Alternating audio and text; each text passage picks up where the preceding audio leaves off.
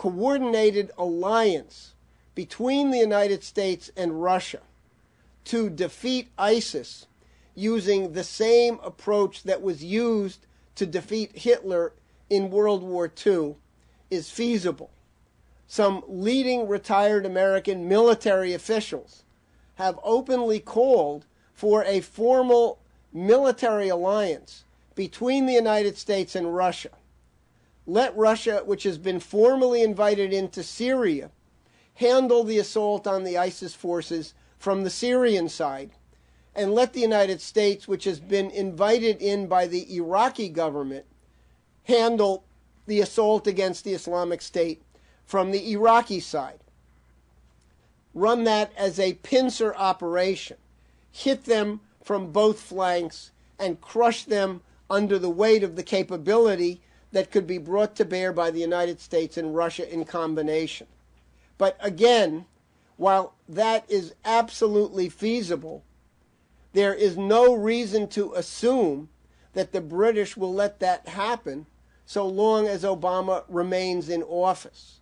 And therefore, it is essential, if we are going to have this alliance, if we are going to avoid many more Parises, perhaps the next one on the streets of New York City or Washington, D.C., or Chicago or Los Angeles, then Obama must be removed now. And Congress collectively must find the guts to take the necessary action.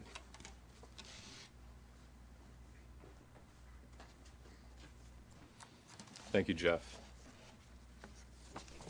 Now, as we mentioned last week on our broadcast here, which we recorded just hours after the initial attacks occurred in Paris, before there was last Friday's attacks in Paris, which killed 130 people, there were also the foregoing attacks in January of this year against the editorial offices of the satirical magazine Charlie Hebdo.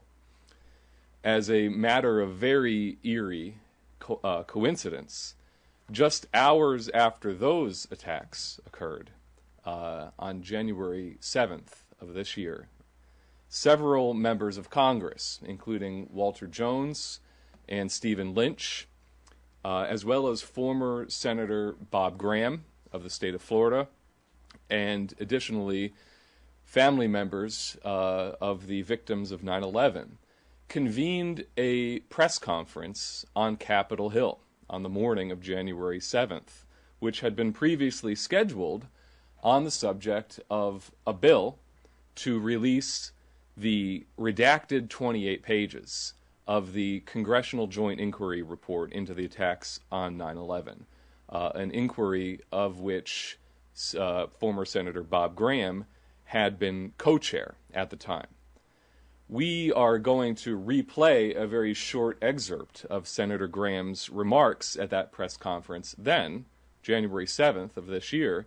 But while we play this for you, I want you to reflect on how even more relevant and urgent his statements are now, in the wake, in the aftermath of last Friday's attacks in Paris, not to mention the attacks in Beirut, the attacks in Mali earlier today, and elsewhere, and the fact that the failure to release these pages then, on January 7th or January 8th, in the immediate wake of that press conference, the failure to release the 28 pages then puts the blood of the innocent victims of these subsequent attacks on the hands of those who insist on perpetuating this cover-up to this day. So watch this brief excerpt from the press conference on January 7th. I introduce the esteemed Senator from Florida, Bob Graham. Thank you. Thank you. Thank you. Thank you. Thank you very much, and I too want to thank Walter and Steve, Congressman Jones and Lynch for their leadership in bringing this matter to the attention of the Congress. I want to thank the family members who have been, without question, the most influential force in all of the changes that have occurred as a result of 9/11 and will be the most significant force in terms of convincing the President that it is time to give the American people the truth. Needless to say, my remarks that I will spouse this morning are considerably different than they would have been but for events in Paris this morning, which in my judgment bring this matter into its proper focus. What have been the consequences of this refusal to release the 28 pages? The consequences, in my judgment, are three. One is a denial of the truth. A core question in 9/11 is, did these 19 people act alone, or did they have a network of support which facilitated their ability to carry out a very complex plot? No one who has looked closely at the facts, including the individuals that I just named, have come to a conclusion other than that it is highly improbable that the 19 people could have acted alone. Yet the official position of the United States government has been that they did act alone and that there is no necessity for further inquiry into the question of whether there was a support network. The second issue is the issue of justice. Some 3,000 members of the families who were lost on 9/11 have been trying for years to get justice through our system for the losses that they have suffered. The position of the United States government has been to protect Saudi Arabia at virtually every step of the judicial process. When the United States government was called upon to take a position, it has been a position adverse to the interest of United States citizens seeking justice and protective of the government which, in my judgment, was the most responsible for that network of support. The third consequence is the issue of national security. And frequently those who have defended non-disclosure have said this cannot be made available to the American people because it will be adverse to our national security. It will affect methods and sources of information or other information that is inappropriate to be made publicly known. As the two congressmen have just said, they both read the report, not 12 years ago as I participated in writing the report, but they have read it recently and have both come to the same conclusion that we did a dozen years ago, that there is no threat to national security in disclosure. I'm going to make the case today that there's a threat to national security by non-disclosure, and we saw another chapter of that today in Paris. Here are some facts. The Saudis know what they did. They are not persons who are unaware of the consequences of their government's actions. Second, the Saudis know that we know what they did. Somebody in the federal government has read these 28 pages. Someone in the federal government has read all the other documents that have been covered up so far. And the Saudis know that. What would you think the Saudis' position would be if they knew what they had done, they knew what the United States knew what they had done, and they also observed that the United States had taken a position of either passivity or actual hostility to letting those facts be known? What would the Saudi government do in that circumstance, which is precisely where they have been for more than a decade? Well, one, they have continued, maybe accelerated their support for one of the most extreme forms of Islam, Wahhabism, throughout the world, particularly in the Middle East. And second, they have supported their religious fervor with financial and other forms of support of the institutions which were going to carry out those extreme forms of Islam. Those institutions have included mosques, madrasas, and military. Al-Qaeda was a creature of Saudi Arabia. The regional groups, such as Al-Shabaab, have been largely creatures of Saudi Arabia. And now ISIS is the latest creature. Yes, I hope and I trust that the United States will crush ISIS. But if we think that is the definition of victory, we are being very naive. ISIS is a consequence, not a cause. It is a consequence of the spread of extremism, largely by Saudi Arabia. And if it is crushed, there will be another institution established, financed, supported to carry on the cause.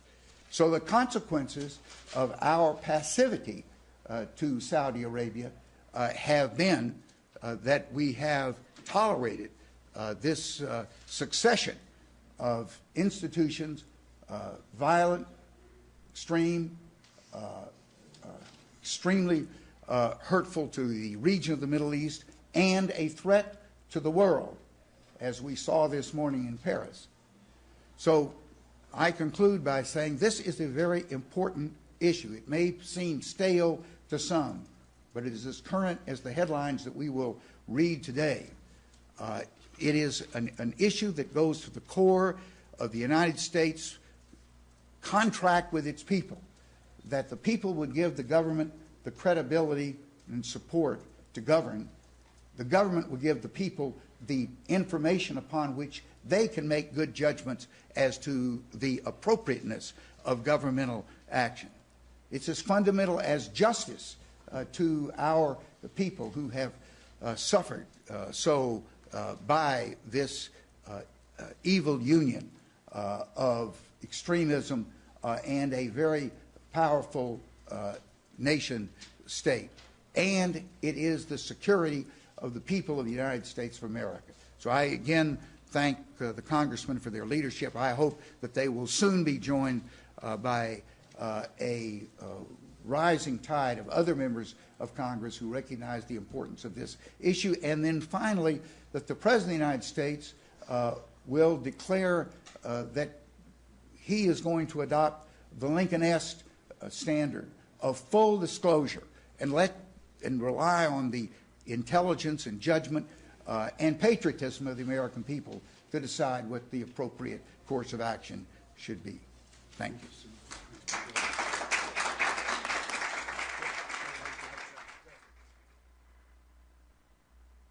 Now, both Jeff Steinberg and myself had the opportunity to be in that room on that day, January 7th, present at that press conference. And I know Senator Graham's presentation sent chills through the audience, especially because it came in such proximity to these terrible attacks on that day on the headquarters of Charlie Hebdo.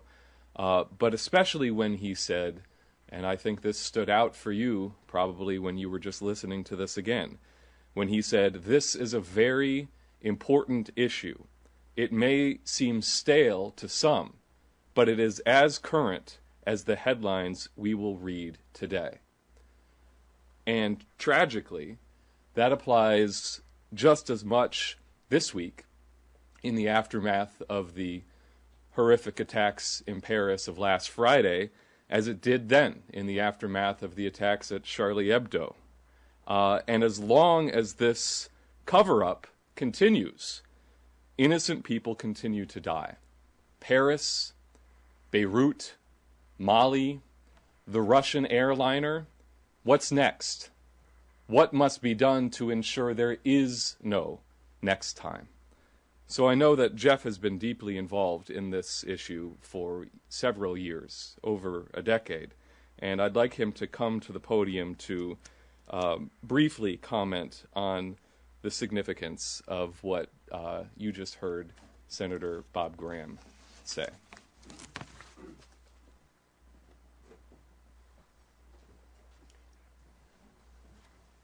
The statement I read a few moments ago from the 4 former drone pilots reminded me that among the documents that were released in 2010 by WikiLeaks, which of course began the process of revealing some of the murderous behavior of the Obama administration, included a document which was a cable from then Secretary of State Hillary Clinton to Richard Holbrooke, who was the special envoy for Afghanistan and Pakistan, who was preparing to make a visit to Saudi Arabia soon after that memo was written, towards the end of 2009.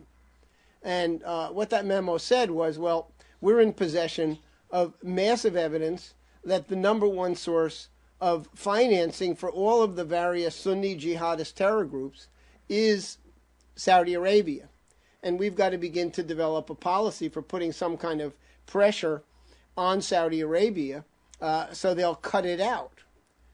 So, in other words, there was full knowledge in 2009, at the very beginning of the Obama administration, throughout the administration, that Saudi Arabia was still continuing to be a major source of support for the al-Qaeda networks that carried out the 9/11 atrocities.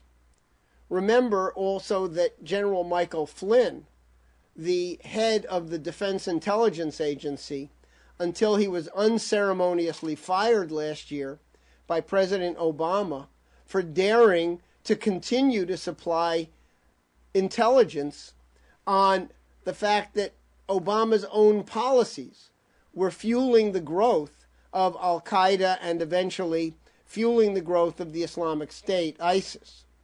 So this should be a further reminder of the points that were made by Senator Graham and the others, that this administration from day one has been fully on notice about the continuing role of Saudi Arabia as the principal source of financing and logistical support for the activities of these hideous jihadist terrorists.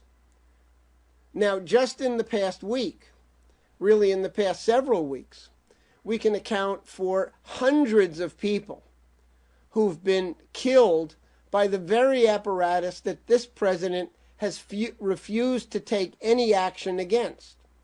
You had the bombing of the Metrojet airliner, 224 people killed when the plane blew up by a terrorist bomb over the Sinai Desert. Secondly, you had 2 suicide bombings in the southern portions of Beirut, targeting a largely Shiite neighborhood. We don't have the precise number of people killed, but it was a large number of people killed and wounded. And of course, we now have a death toll of 130 in Paris. And even earlier today, you had a jihadist assault on the Radisson Blu Hotel in Mali, where, again, we're still awaiting the body count, but where 180 or so people were taken hostage by a group of armed gunmen, and ultimately Malian, French, and American commandos raided the hotel, and again we witnessed a significant firefight. People were killed, innocent civilians arbitrarily targeted simply because they were in the wrong place at the wrong time. Now let's face the reality.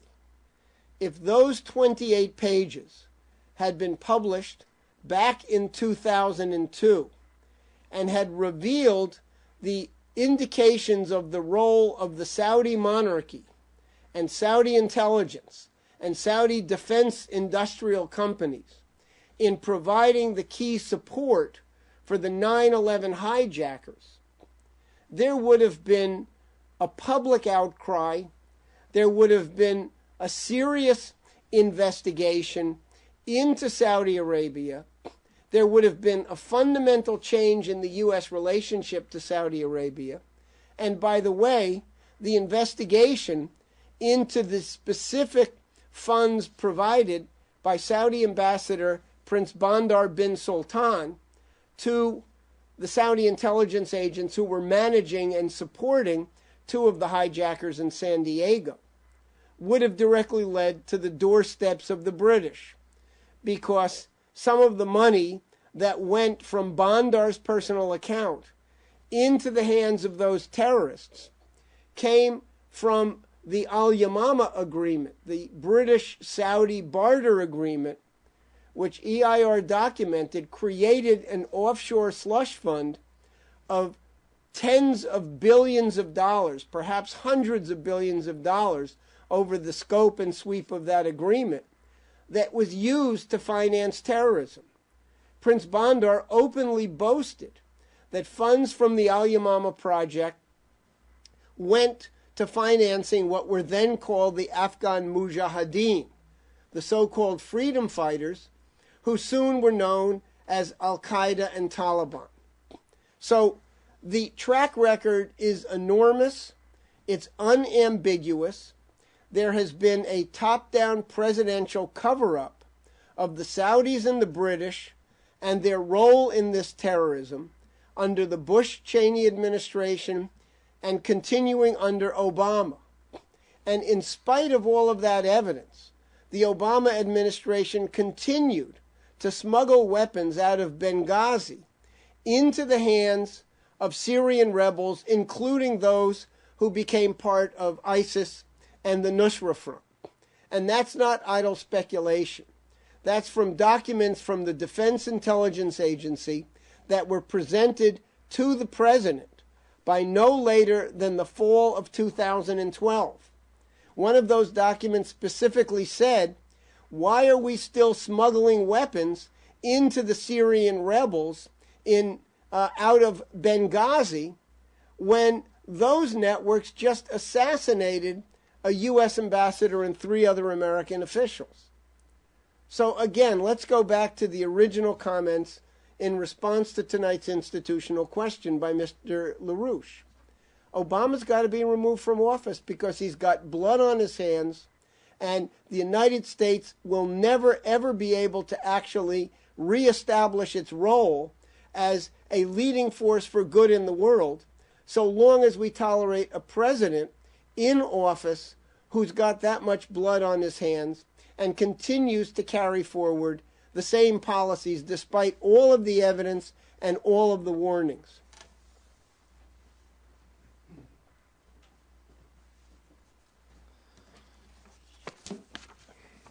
Now, a direct correlative of this entire situation in Syria, Libya, Iraq, and elsewhere is the unprecedented refugee crisis now being experienced by the people of this region who are flooding across the Mediterranean and into Europe. And I know this is one of the items that was directly cited by current Congresswoman Tulsi Gabbard in her list of 10 reasons why the illegal war against Bashar al-Assad must be ended.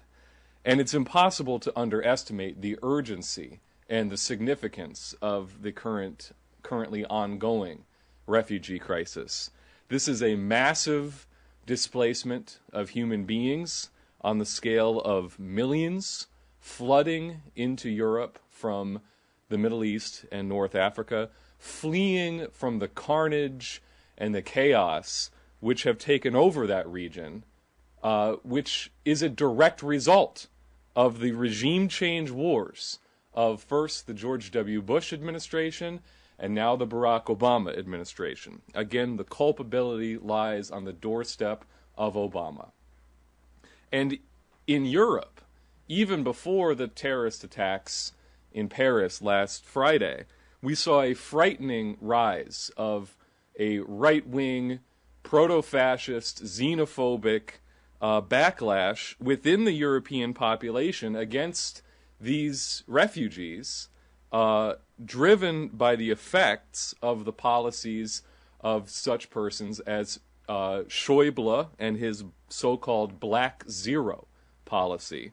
And the danger is that this could drastically worsen and spin out of control as the economic breakdown in the transatlantic region continually gets worse. And it will get worse rapidly as long as the necessary policies of a top-down, complete bankruptcy reorganization of this Wall Street system are not taken, which must begin with Glass-Steagall and the correlated policies that Franklin Roosevelt enacted at the beginning of his New Deal. Now, this is the real civilizational crisis threatening Europe, the United States, and the entire world, and not, as Obama and his fellow travelers in the British royal family would have you believe, the so-called crisis of anthropogenic global warming. This is the real crisis, this refugee crisis, the crisis of the destabilization of the entire region of the Middle East and North Africa, and the threat of a total blowout of the transatlantic bankrupt financial system. This is the real crisis, which responsible leaders of the world's leading powers should be discussing as they gather in Paris next week for the so-called COP21 summit in Paris. So before I say more about that, I would like to ask Ben Deniston to come to the podium to make some very relevant comments in that regard.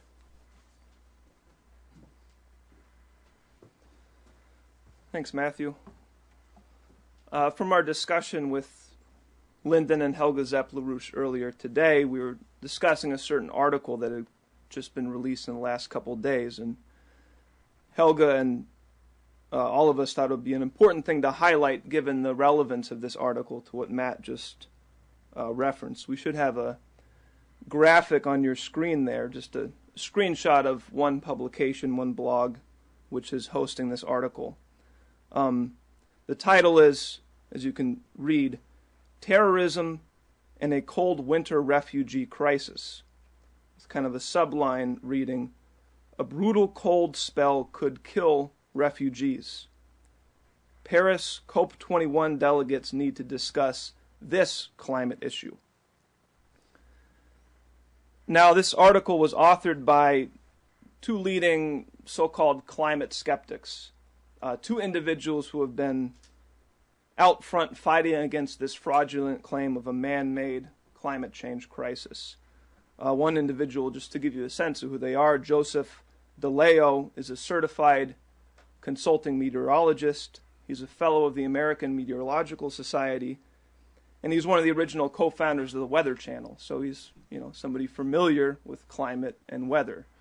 The other author is Paul Dreesen, who is a self-proclaimed former environmentalist until the environmentalism movement went against human beings, and he decided it wasn't a good thing to stick with.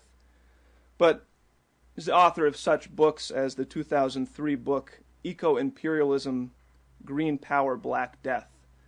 And he's also done a number of interviews with Executive Intelligence Review magazine, one of which is part of the 2015 report put out by Executive Intelligence Review, which if you don't have a copy of, we encourage you to get a copy of immediately. Our recent report, Global Warming Scare, is Population Reduction, Not Science. So they came out with a rather interesting piece, which we want to just put on the table and then comment upon. But just to quote the beginning of their article, they open by saying, even after these latest Paris massacres and previous radical Islamist atrocities in the USA, in France, in Britain, in Canada, in Spain, India, Iraq, Syria, Nigeria, and elsewhere, politicians still absurdly say that hypothetical man-made global warming is the greatest threat facing humanity. In reality, fossil fuel contributions to climate change pose few dangers to people or planet. And winters actually kill 20 times more people than hot weather. So after that lunge, they go on to, highlight some very relevant facts.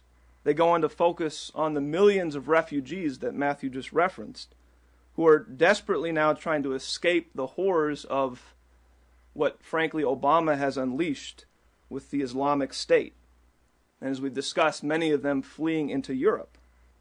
Well, the authors of this article make the relevant point that these people are coming from a climate that is on average generally 20 to 30 degrees warmer in the wintertime than their current destinations they're heading into in Eastern and Northern Europe. That these people who are fleeing desperately to get out with their lives intact are simply not prepared to just plunge into this much colder climate of Europe. And especially if they're just simply left to try and survive in makeshift shelters or tents, we could be seeing the beginnings of a very horrific mass death scene as these people suffer the horrors of a cold European winter. And these authors give a warning that this could actually be worse this particular winter if we see the return of some of these periodic blasts or movements of frigid, extremely cold Siberian air transfer over Europe, which is a not uncommon phenomenon and could give rise to, again, a very cold, deadly cold in this case, winter over Europe. Now, they make the point, this prospect of a potentially harsh cold is obviously in stark contrast to just the insane propaganda lies about global warming, including, for example, just a couple of their highlights are rather useful, if anything, for comic relief. But they cite a headline article from the German publication Der Spiegel from 15 years ago, from the year 2000. And the title of this article was, "Goodbye Winter. In Germany, cold winters are now a thing of the past." It's declared 2000 to be the reality. Or a scientist with a British climate research unit who was quoted saying, again, about 15 years ago, around the year 2000, was quoted saying, "Children are not going to know what snow is." So, despite these crazy lies that have been spouted for decades and are being spouted again now, they make the relevant point that for 5 years, between 2008 and 2013, you had a whole series of extremely cold winters throughout Europe. In some cases, setting many records. England, for example, having one of the coldest winters they had in centuries. Mind you, 8 to 12 years after it was proclaimed that children in England would no longer know what snow is, they had the coldest winter they had since sometime in the 1600s, in the Little Ice Age. So anyway, they go on to point that with most recent scientific knowledge, that these particular climate conditions, these blasts, this movement of very frigid cold air from the Siberian region into Europe tends to be associated with certain fluctuations in the Atlantic Ocean, certain multi-decadal cycles in the Atlantic Ocean in correspondence with certain changes in solar activity. There's very close correlations and indications between these ocean and solar phenomena and this particular process leading to extremely cold winters in Europe. And they, obviously none of this having anything to do with human CO2 emissions. But Dreesen and Diallo do make the point that the fact of the matter is the current phase of what the ocean is doing in the Atlantic, the current phase of solar activity, generally points to the possibility that we could be seeing another very harsh, very cold winter in Europe. Now, it's not, not to say for certain that's going to happen, but that is the type of reality, the type of threat to these people that we should be thinking of, that the people in Paris should actually be addressing. So, with literally millions of lives on the line, we thought today in our discussion that these authors' call could not be more correct, could not be more relevant. Their call on the delegates to this upcoming UN Conference on Climate Change, which, as Matt said, is going to start in just a little over a week and run for 2 weeks in December. That at this event, this is the climate issue that should be being discussed.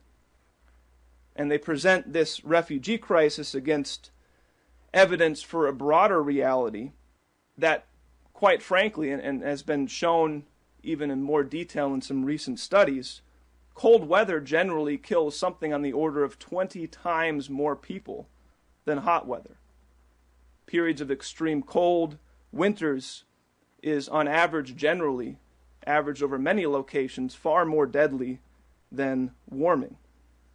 And on top of that, this entire green energy program makes it even worse. It's making it more expensive, if not impossible, for many people, especially in cold regions, to be able to afford basic heating for their home to keep themselves alive during the winters. So with this framework, this particular article concludes rather sharply that it would be unconscionable. It would be an unconscionable crime against humanity if the nations gathering in Paris implement policies to protect our planet's energy-depraved masses from hypothetical man-made climate change occurring decades from now by perpetuating poverty and disease that will kill millions of people tomorrow. These are the reasons that climate change is a critical moral issue. We need to recognize that and stop playing games with people's lives. So again, in the discussion earlier today, we thought that this recent article, Helga Zepp-LaRouche in particular, said that this should serve as a real challenge for people. This should be a challenge to many of the so-called climate skeptics out there. It should be a challenge to really all individuals who, for one reason or another, might be claiming they're opposing